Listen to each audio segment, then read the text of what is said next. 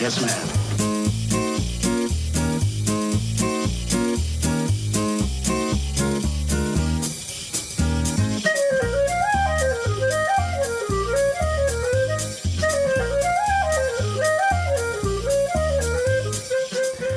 It is December 7th, 2020, and you were listening to episode 24 of the Candid Clarinetist podcast.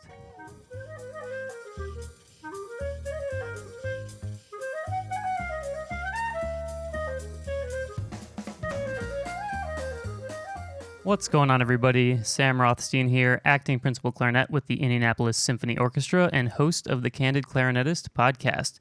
Thanks for all of the positive feedback from last week's episode with Ixi Chen. We had a great conversation about entrepreneurship, and it was fantastic to talk to her about her newest initiative, the Digital Clarinet Academy. If you haven't checked out all the fantastic programs they offer, please make sure to stop by their website, digitalclarinetacademy.com. We are well on our way to meeting the 500 follower goal on Instagram by the end of the year. If you haven't spent some time on our Instagram, it's a great way to get notifications about upcoming events as well as advertisements for new episodes. You can follow us at The Candid Clarinetist. I also last week announced the opening of our new line of merchandise, so if you want a cool and easy way to support the podcast, be sure to head over to our website at candidclarinetistpodcast.com/merch. As always, the best and easiest way to support the podcast is to subscribe on your favorite podcasting platform and to share our content on social media. This week's guest needs no introduction, but I'm going to give him one anyway because that's just the kind of guy that I am. Maestro Jack Everly is the principal Pops Conductor of the Indianapolis Symphony, Baltimore Symphony, Naples Philharmonic, and the National Arts Center Orchestra in Ottawa, Canada. Maestro Everly is the conductor of the National Memorial Day Concert and a Capitol Fourth every year in Washington, D.C., and his career has spanned from the Broadway stage to some of the best orchestras and concert halls throughout the world. I'm so honored and pleased to welcome Maestro Jack Everly to the podcast. Jack, it is so nice to see you. Thanks, Sam. It's really a pleasure to be with you. Yeah, unfortunately, I don't think we've seen each other since, I guess we saw each other this summer briefly, but we haven't worked together probably since March or February of this year, I think. Yeah, sadly so. Yeah, so I'll probably bring this up a lot over this episode, but I just can't wait to get back on the stage with you, and particularly during this time. And the reason being is I wanted to bring you on to just dive into the backstage and behind the scenes of the fantastic Indianapolis Yuletide Celebration, to which you are the brains, brawn, and beauty of, along with your fantastic team, Mallory Essig and Brandy Rogers and Ty Johnson and everyone else who works on the show. So to give some background to those who aren't from Indianapolis, can you give an explanation as to what Yuletide Celebration is? And I think this one really needs an explanation. It's always hard to describe this show. It's for people with an older reference, it's somewhere between Ed Sullivan and Radio City Music Hall meet the symphony orchestra world. Yeah, sounds about right. It's just everything. It's costumes and this beautiful set, and of course lighting and choreography. And we have this incredible chorus, this ensemble that sings and dances. Most of them are from Broadway. And then every year it's a new host or hostess. Last year was Frankie Moreno from Las Vegas, and we've had the Mets, Angela Brown, and of course Sandy Patty on numerous occasions. Judy McLean, who was in Mamma Mia on Broadway for over a decade. We've just had some of the greatest talent be the headliners, if you will, of the show. It started, this was to have been the 35th anniversary production.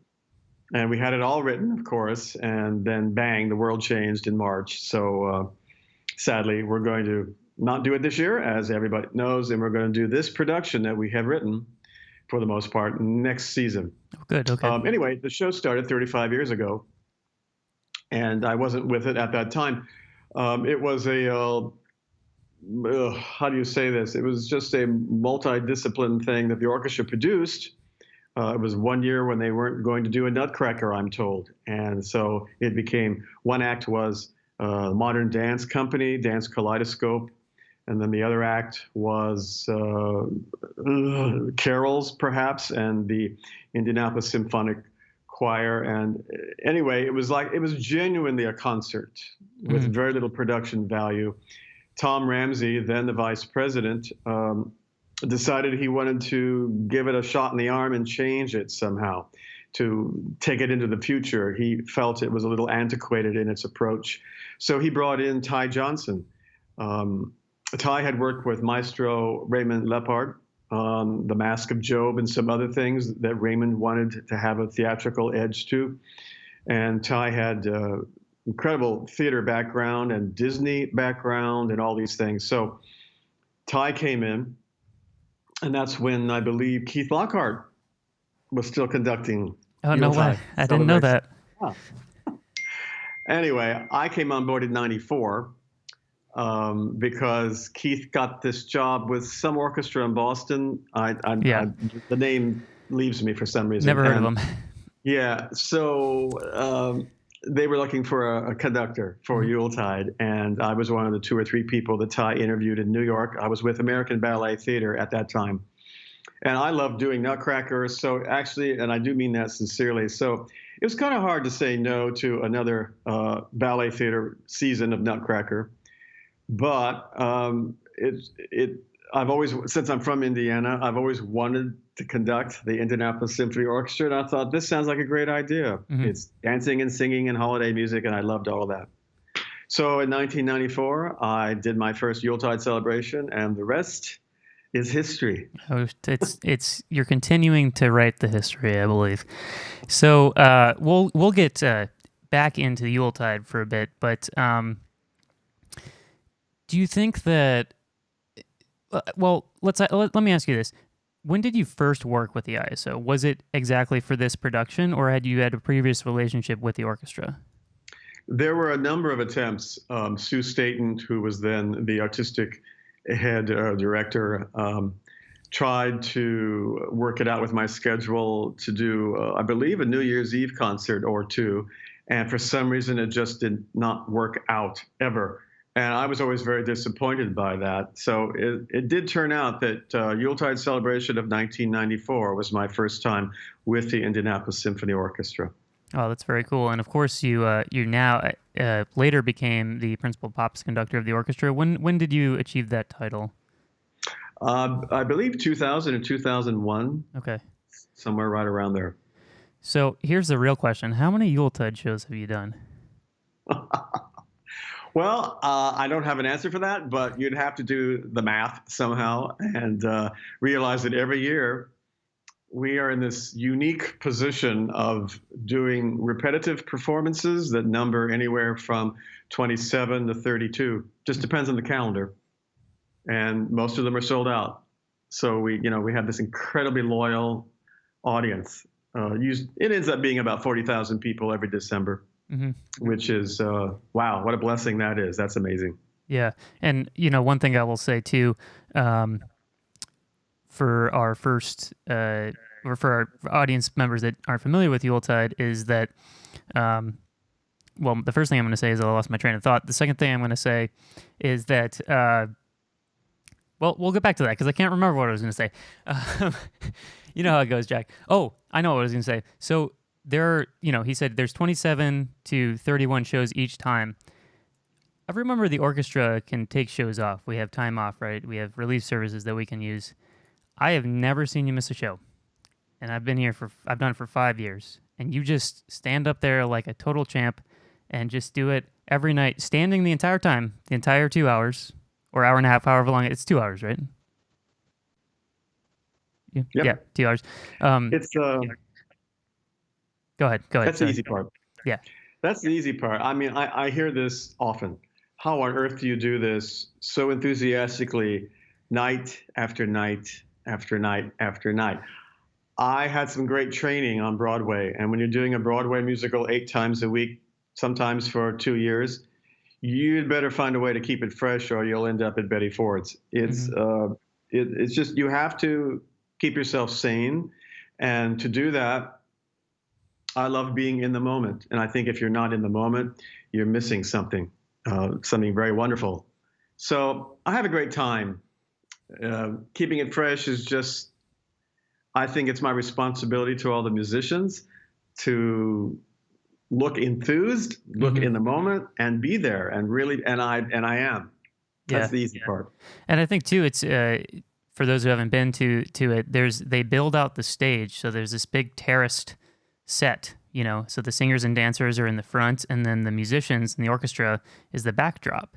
And so, I always think that the maestro does a great job of sort of connecting with people and little smiles along the way and ways to keep it fun. And when you're getting that kind of energy from the podium, it's easy to give it back. Maybe you don't feel the same way, but I feel like for me, it's, if the conductor after 27 shows is still giving you that kind of freshness and energy, sure as heck you can do it, for all those audience members that had never seen the show before. It's nice to know you look up, Sam. That's great. Occasionally. That's great. So let's get into the process of sort of how the show comes together, because I think you mentioned that the show is new every year. I mean, there's elements of it that are repeated or the same, but, it's in its collective, it's new every single year. And that is a massive undertaking. I mean, we're talking about a full-scale singers, dancers, Broadway type show that you have to make every year and keep it fresh and keep it new. So the first thing I want to know is what comes first? The chicken or the egg? Do you decide the host? Do you decide the ensembles, the acts, or is it you just plan the whole show and then you find people to fit those things? Oh, no, the talent comes first. First of all, we start with the orchestra. We think, how do we best feature the orchestra this year? Fine, we make those decisions, but even that is morphing because we start every year planning the specifics in February and March. So, we close the show on December 23rd every year, and then by February or March, we're starting the fine points of having production meetings about the next year show. Now, the host or hostess is booked probably a year and a half, 2 years in advance. Gotcha. Because we have to do that, of course. And the other musical talents that are guests, same thing with that. And then we decide, well, what shows them off the best? And then we come up with that repertoire. And then, then what's the dance feature? And then blah, blah, blah, blah, blah, blah. As you mentioned, it's basically a new show every year. However, we learned the hard way, in a way, that there are two things we have to repeat every single year or the audience gets angry. And that is our staged 'Twas the Night Before Christmas that Ken Darby wrote. Beautiful music, very choral moment. But it's also, as you know, with these large puppets that are on the shoulders of the puppeteers, and they come down the aisle, and it's the reindeers, and it's Santa and his sleigh. And then we have a live Santa show up as a mime, and it's a very, very theatrically special thing. It's unique. Mm-hmm. And the audiences love that. Kids go crazy for that. So we know that has to be there every year. And then at the end of Act One, Ty Johnson, the producer, with Michael Gibson, the orchestrator, years and years ago, created a tap routine that's become known as Tap Dancing Santas. Michael was one of the great orchestrators on Broadway. He was John Kander's choice for every Broadway show John did after a certain point. And Michael was just one of those delightful human beings. We miss him to this very day. But that's his chart for the orchestra. And originally it was choreographed by Mercedes Ellington, Duke's granddaughter, who I saw on Broadway in the 70s revival of No, No, Nanette, and I will never forget that because I had just moved to New York, after graduating IU. Anyway, so she was a delightful choreographer to work with, and then Jen Ladner took over as choreographer and then director as well, and has made this routine even more special. But it's the same orchestration every year. The orchestra knows it by memory. It's hysterical. After two plays, everyone just looks at you while they're playing their parts because they know it. It's been in the repertoire now for so many years. It's like, yep, here we go. Let's do it again. Yeah. And that's an audience favorite. So anyway, but those are the two things we repeat every single year because the audience just loves it. Yeah. And everything else is created anew. And one comment on the Tap Dancing Santa, there's a part in the middle where there's stop time. Yeah. And I believe it's sort of a rite of passage for each member of the orchestra to play in one of the big rests at least once in their career. I know I did it. I did it my first year, and I remember every year I would come in. I'm like, I'm not gonna do, or every concert I would come in. Okay, I'm not gonna play in the rest, and it becomes this because you do it so many times. It becomes this like matrix where you're like, okay, I'm not going to miss it this time. And then you convince yourself that it's on the other beat and you play in the hole. So I really think every single person has played in one of those holes. Hopefully it hasn't been noticeable, but The it does audience happen. doesn't notice it, but I mean, it makes us laugh. Yeah. Needless to say, and of course, there's a lot of tap dancing going on at the same time, so no Yes. one's going to hear that. But that was just a brief comment I had on that. So you talked about sort of when you guys start planning the show. When would you say that you get the general skeleton together of it? Is it just is it like February, March? That's kind of like the brainstorming, and then maybe summer is kind of when it comes together. Yes, definitely in the summer. And it was, I don't know, about 5 years ago, we started having meetings every month, and that didn't used to happen. But we realized the show's getting more and more complex.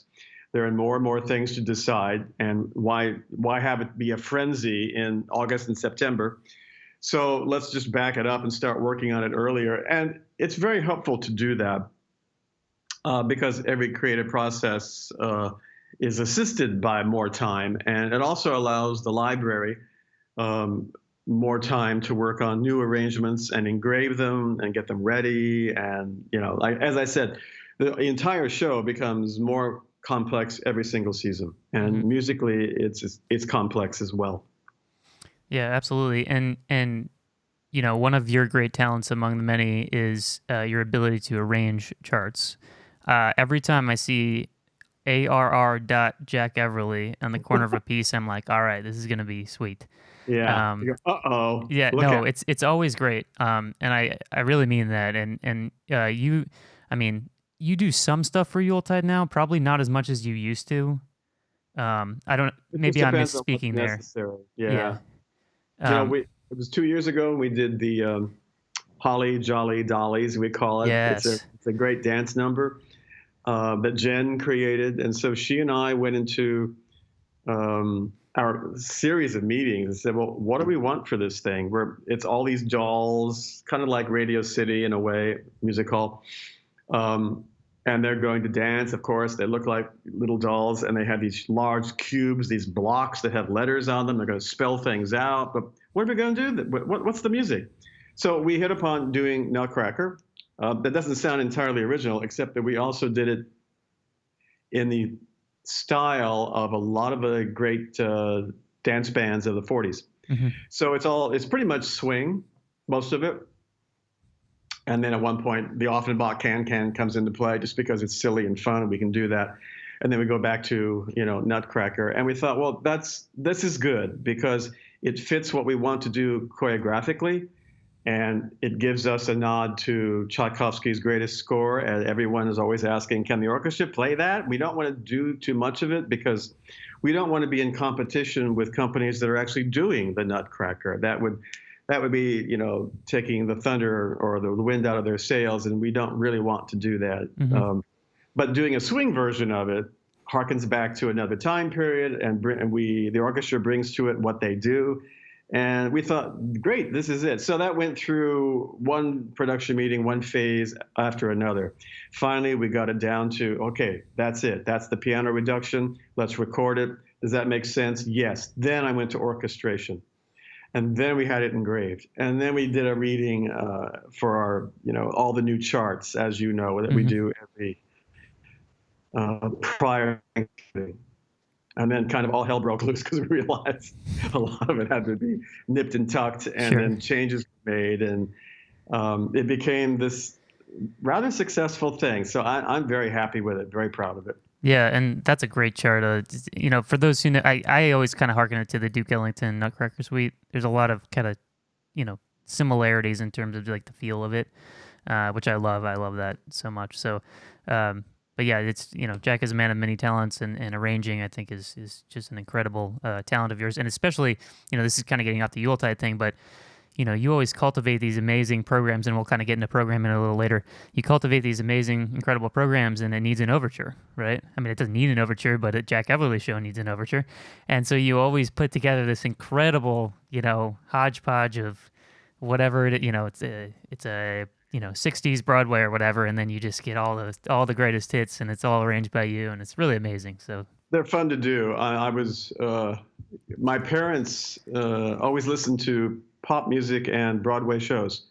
So as a kid, I always had the Beethoven symphonies. Yeah, I was kind of precocious little brat. And so to hear Broadway shows that my parents were listening to taught me the how strong a thing a Broadway musical overture is.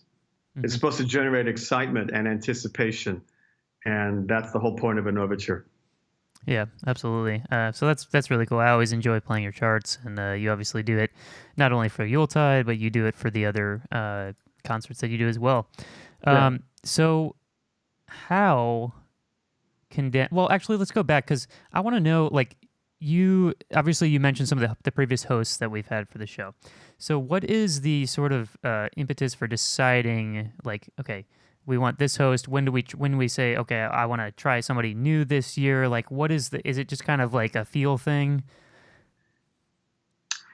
That basically comes from the producer, Ty Johnson. Mm-hmm. The decision on how to, when to hire a particular host with particular talents. Last year was Frankie Moreno, and Frankie is a composer, songwriter, pianist. He plays sax, guitar. He's an entertainer on the Strip in Las Vegas, and he's just an amazing talent. And we had seen him years before we decided to consider him for Yuletide. Mm-hmm. The timing does have to be right. I know Ty thought long and hard about when. We have great talents like Ben Crawford, who's the Phantom of the Opera on Broadway, Angela Brown, Aida at the Met, of course, the great Sandy Patty. It's all when you feel the show needs it, what year after year after year, and then how different is it going to seem to our audiences. That's what he's great at. Mm-hmm. He sees a big picture here of, and then 2 years from now, we'll need to go in that direction. And then once that's decided, we know basically how to form the repertoire for these talents. Yeah, and I will point out last year's show was incredible. I mean, it was my favorite one that we've done so far, and Frankie is such a great host. I mean, he just has this way. I think he's one of the greatest entertainers, just pure entertainers right now, performing. And Definitely. and it was a new show, a new host. Nobody had any idea how it would turn out, and I had never seen that many sellouts for Yuletide. Usually the first couple weeks, I mean, they're full, but they're not like sold out. But this was like the entire run was sold out. Because I think it was very exciting to see that, I must say. We had, you'll remember we worked with Frankie briefly in the Pops season when we did a tribute to Sinatra. And then we created Frankie's one-man symphony show. Mm-hmm. And that's when we thought, as we were watching him do that, we thought, here's someone with the chops to be a master of ceremonies. And because we knew he was a great entertainer. And to be honest, I don't think Frankie would mind this at all. When he got into rehearsals that year for the Christmas show, he was a nervous wreck. He looked around at all this talent. He told us this in the rehearsal room. And we did this, but he just had come in and we had already staged a few things prior to his arrival. And he watched us all do this and his eyes got really big. And he said, and I can't really repeat that in a podcast, but it brought down the house in the rehearsal studio. Everyone thought, okay, well, you just broke the ice. This is great. Yeah. To see what a regular guy he was. And he said, I don't know how I'm going to live up to this. He was really sincerely that humble about it. I mean, we knew what a great talent he is, and how he was going to transform that year's production. Everything he brought to it was a different tone that we hadn't had before. And Ty knew that was going to happen, and sure enough, it did. Yeah, he was really terrific, and I'll tell a brief story about him. So when he came to do his show, he's an incredibly nice and humble guy. Also, I'll put that out there. We ended up going out with him after one of his shows, and his band was there and everything, and just hanging out. And he'll tell you anything you want to know, right? So I toured with Shania Twain, whatever. What he just told. And so I remember he was telling, and I've told you this story, is he has trouble sticking to a script, just because he's very impulsive. Just because that's what his shows are. He's like, yeah, for my shows in Vegas, like they give me a bottle of whiskey and they shout out what song they want me to play and I just do it, and so he kept messing with the opening to one of your cues, like he kept doing it different, and you're like, you need to tell me what you're gonna do here, and he said he turned to you and he said, how about this? How about when I'm ready for you to start, I'll turn at you and point. And he said, okay. So I thought that was a rather funny story, and just kind of just shows you, how spontaneous he was. And he was great last year, just interacting with whatever was happening. Like sometimes just something would happen and he's just boom, just so fast on it. So, go ahead, sorry.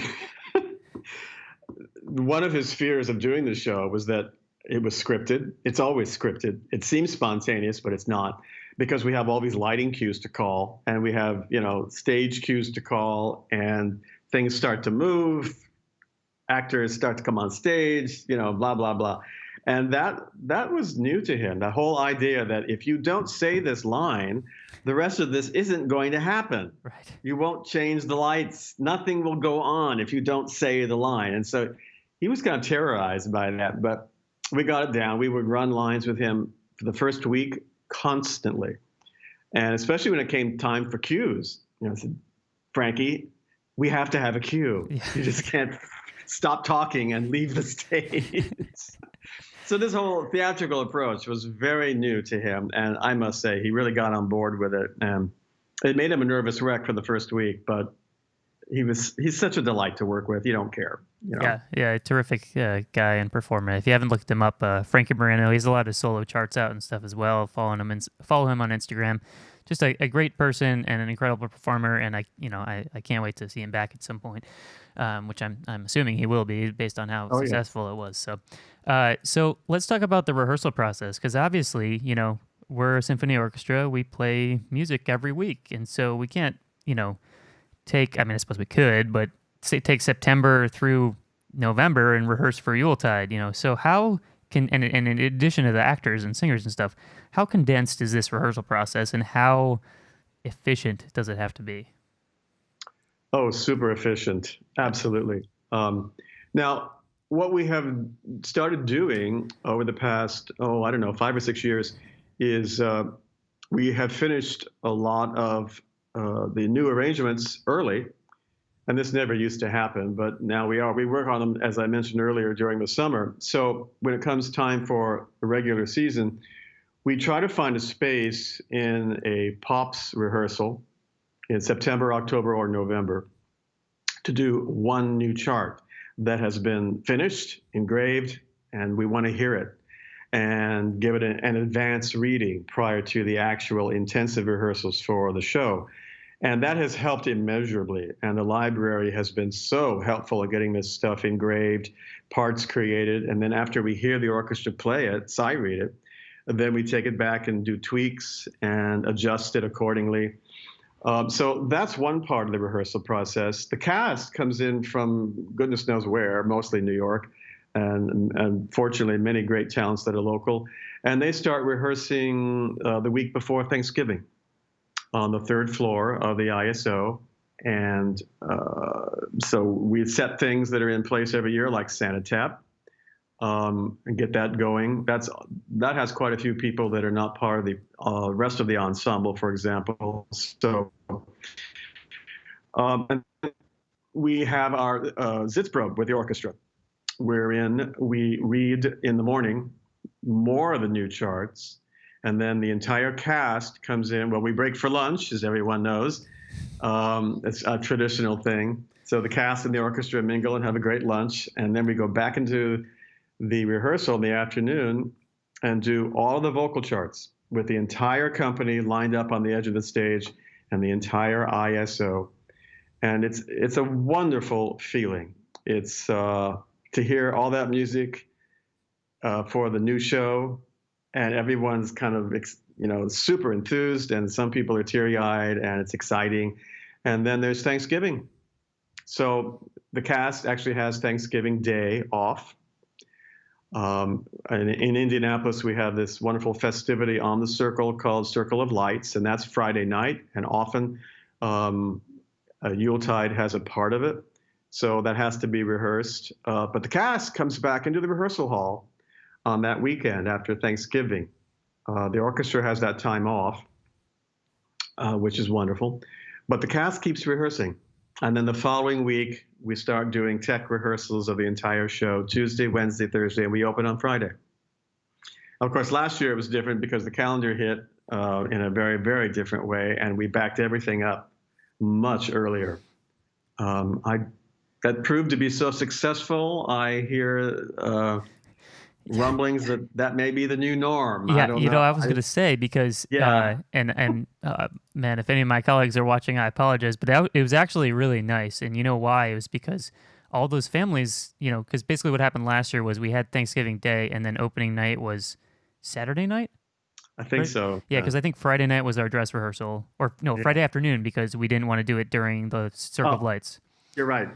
And but all those families were home for Thanksgiving, and so the first weekend you had all these people in town, and they went and saw the show, and so you build up this momentum right from the start, rather than after Thanksgiving everyone's dispersed back to school or whatever. So it was actually kind of nice, but I had a feeling that that might be the thing. But it's a great thing. I mean, it really is just a great thing, and I think that one of the first things I hear back from people when they ask me what I do is, I play at the Indianapolis Symphony. Oh, my family and I go to Yuletide every year. I mean, almost inevitably, that's what I hear back. And so it's just become this kind of, like the Nutcrackers tradition in other places. For some reason here, like the Yuletide celebration is the Indianapolis tradition. So do you want to speak on kind of like the loyalty that you see from all the patrons and everything because of this? Well, that is a wonderful thing. My dad used to come to the show the first, 6 years I was doing it. He lived in Richmond, Indiana, and he loved the music of the holiday season, as do I. And that comes in very handy if you're doing the show for 25 years. But he used to always say to me when he would come into the lobby and have that experience, which is, if you don't know what that is, boy, that's unique.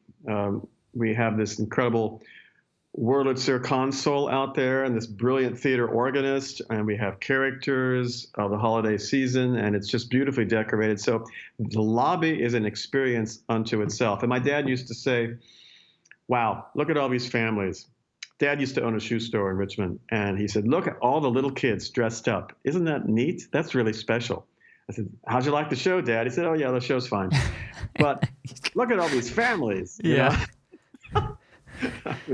And I agree with him. I see these families having this experience out there, and year after year after year. We're talking the third generation now, considering the show is 35 years old, of people, children, grandchildren.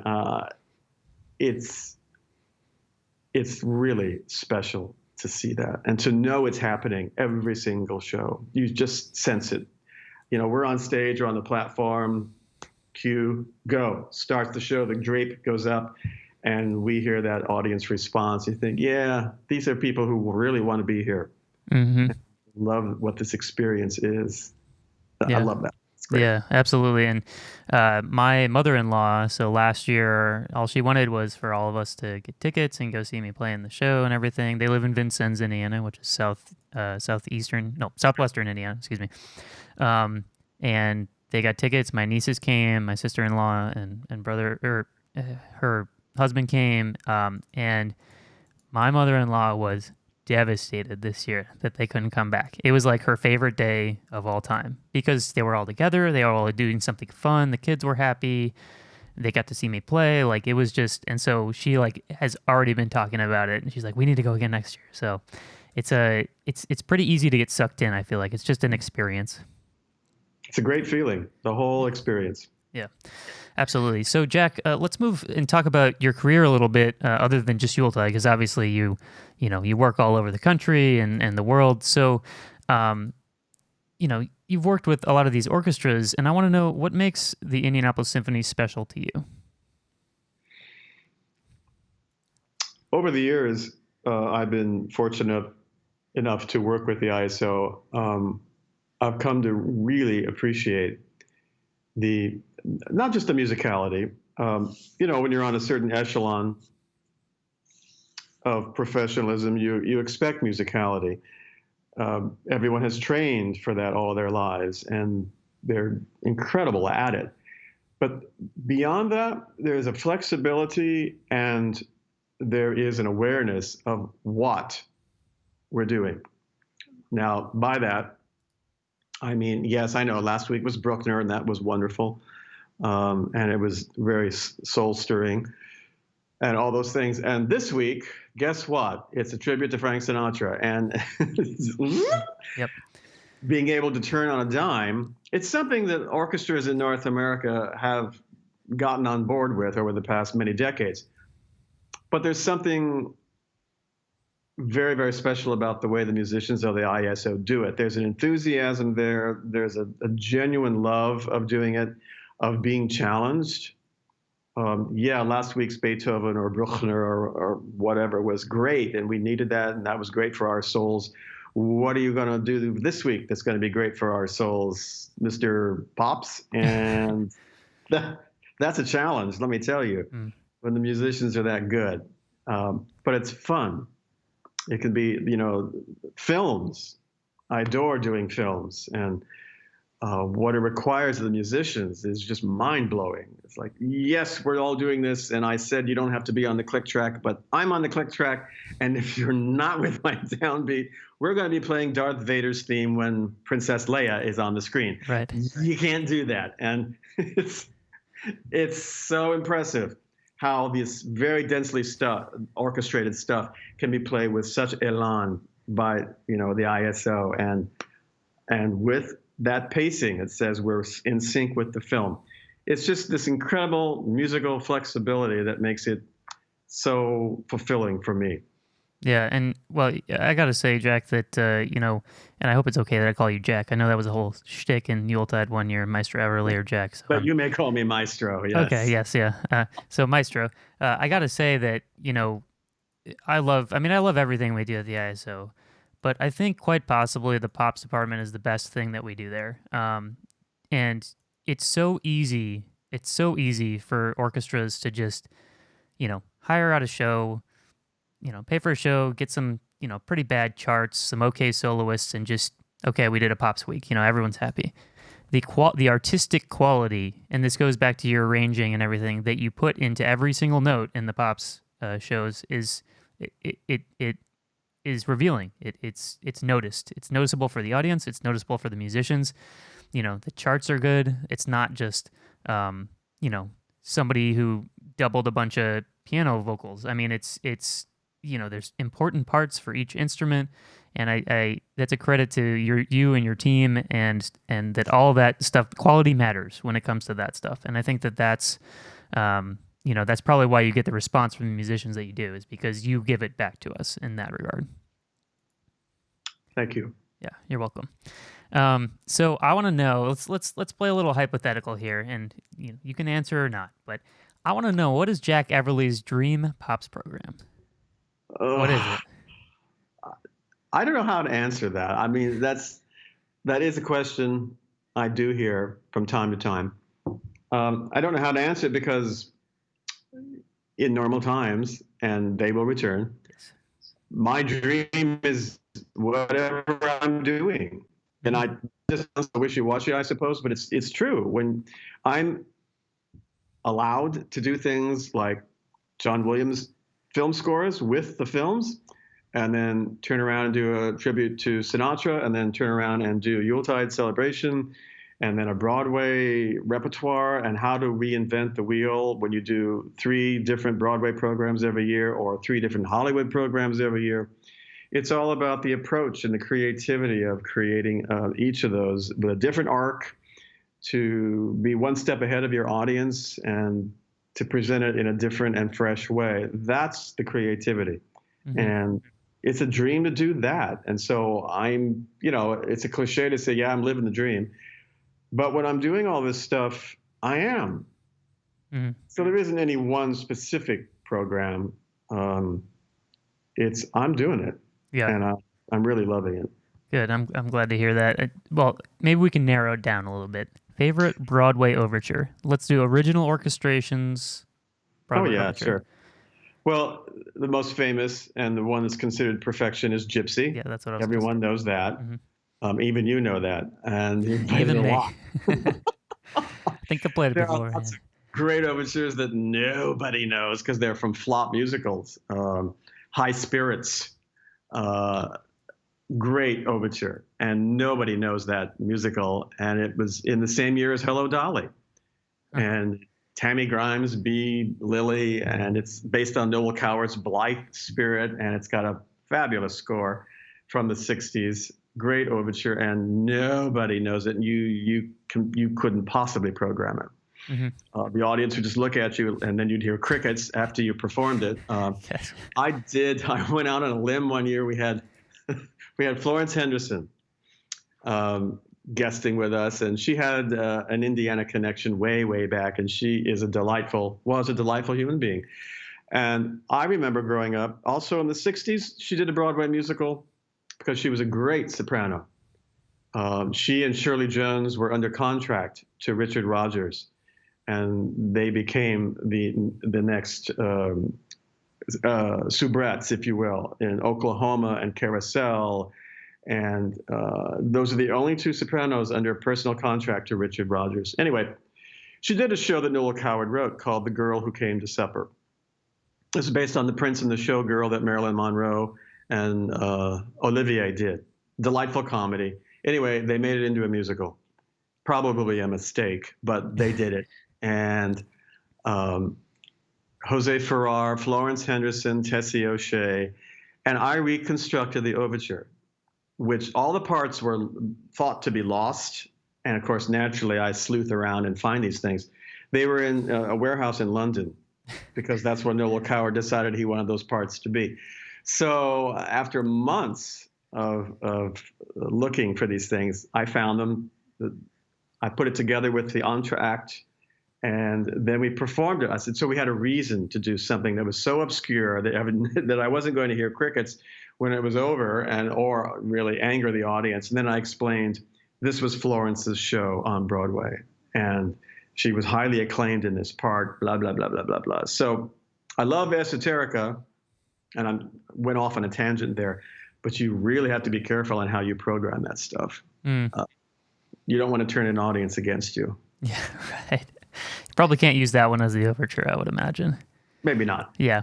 Well, that's really cool. And I think this, just you talking about all this stuff just shows your versatility. And I mean, you've really just done it all in terms of film music and Broadway. And, you mentioned you were the conductor at ABT for a while. Can you talk about that experience? I'm just going to dig at you for a little while because I just love hearing about all your experiences. I mean, you've seen it all, and you've worked with all the great people. So I was doing a national company of the Marvin Hamlish show called They're Playing Our Song.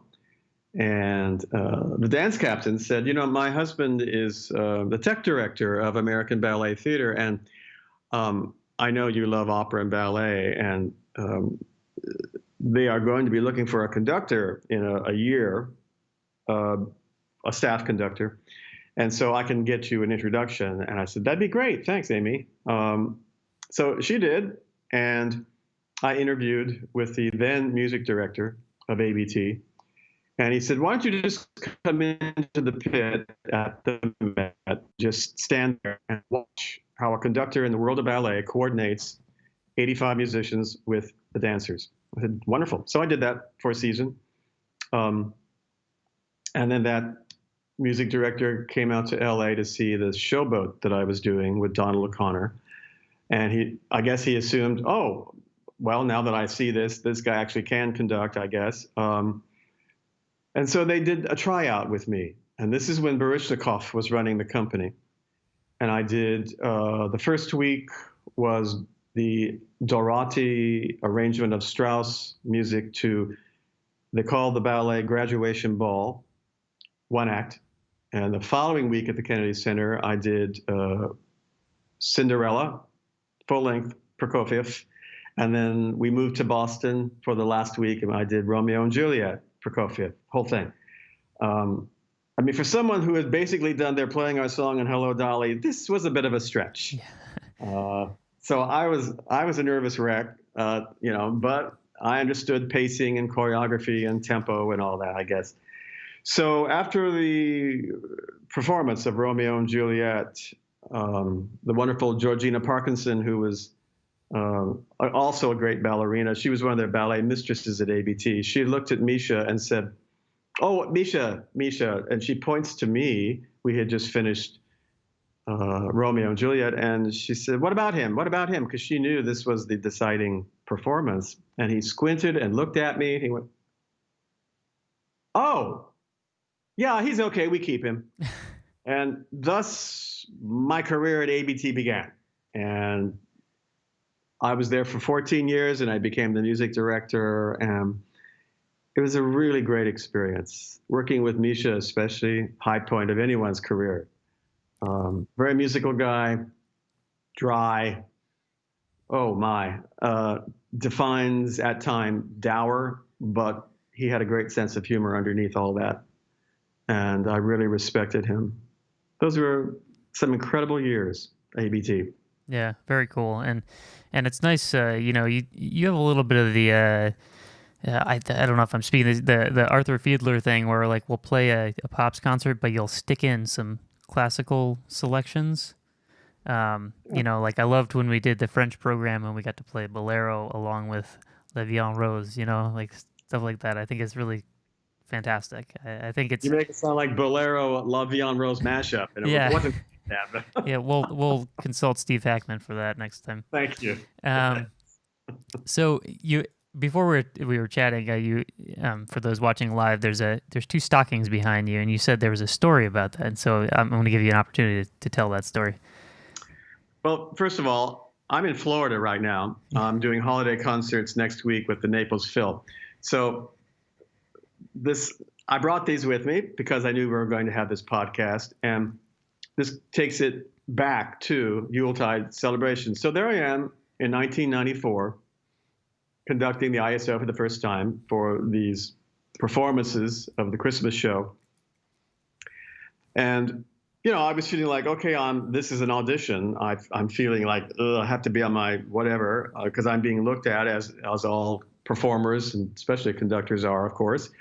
At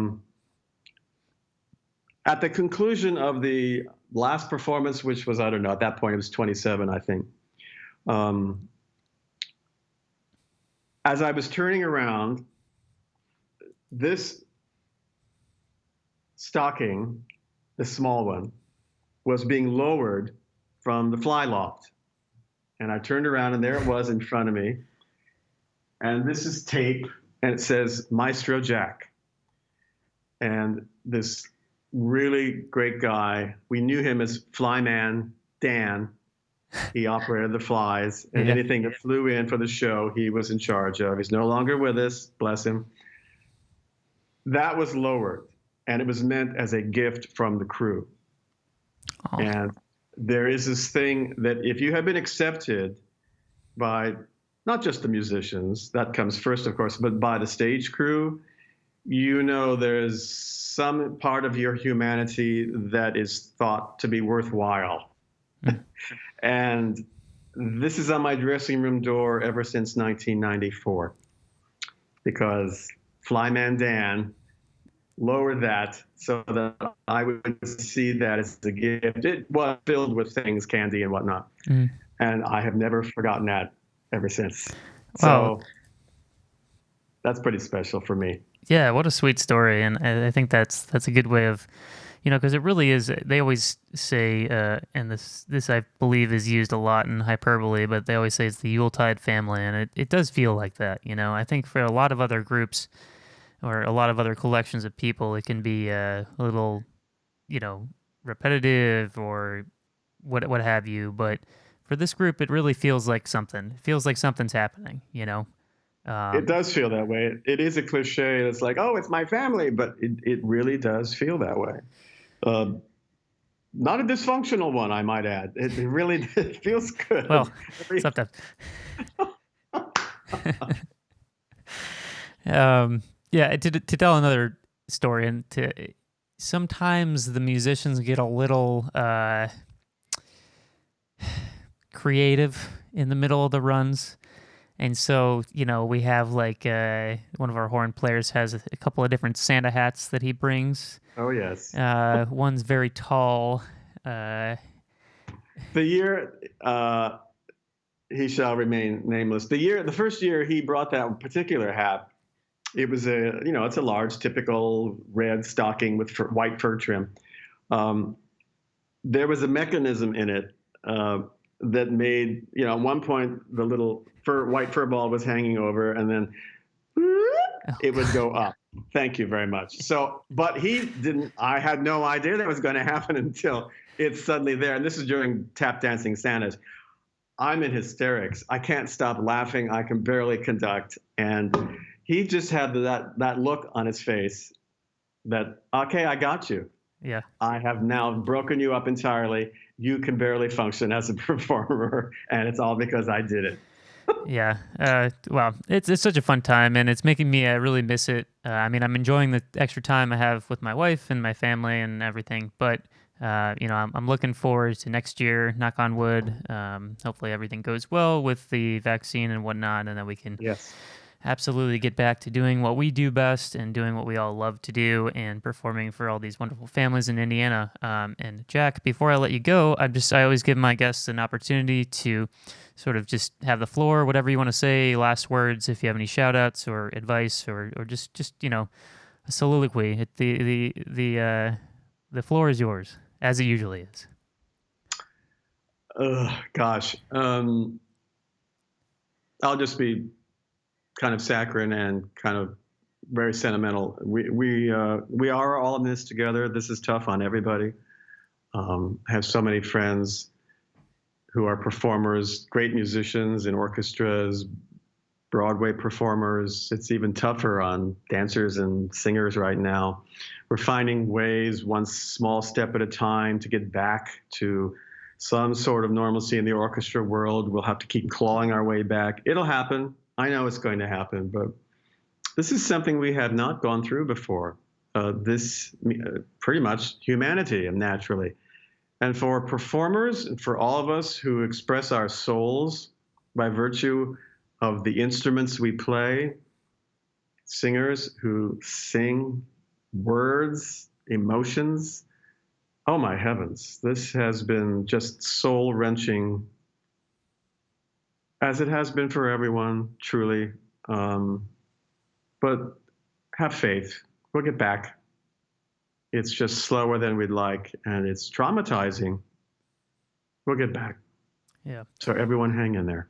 Absolutely. And Jack, I can't thank you enough for just taking even an hour out of your day to spend with me. It's been wonderful to see you, wonderful to talk with you about this and relive all these great memories.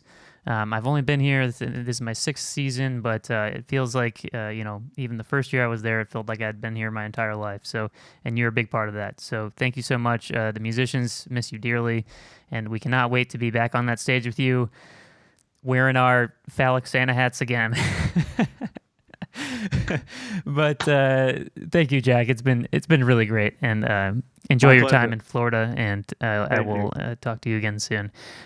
So for our new listeners out there, we are making our final push in 2020 to reach 500 Instagram followers, so make sure to check us out on Instagram at The Candid Clarinetist.